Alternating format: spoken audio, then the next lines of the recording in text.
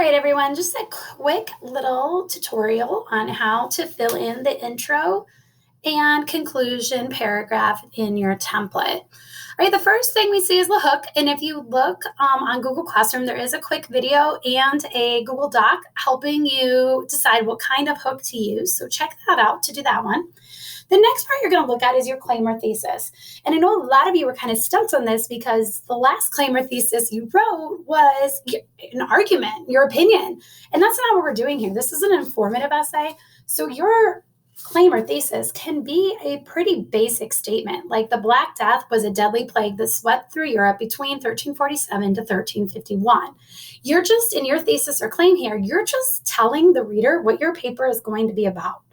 That's it. That's all you need right here for your claim or thesis. And I just wanted to have that nice and big for you to see, which is why I didn't write it on my paper.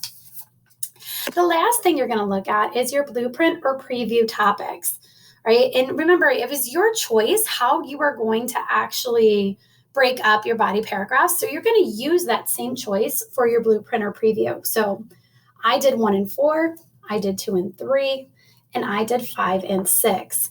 All you need to do right now is just kind of put the topics down for you to come back to later. All right, so for 1 and 4, I'm going to do spread, and I'm going to put numbers and percentages because that's what I'm going to talk about there. All right, and then for 2 and 3, I'm going to do symptoms.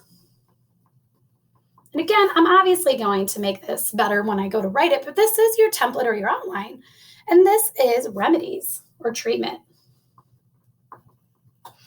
And then finally for 5 and 6, if I look, it's going to be about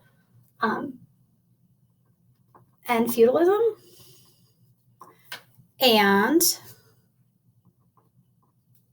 falsely blamed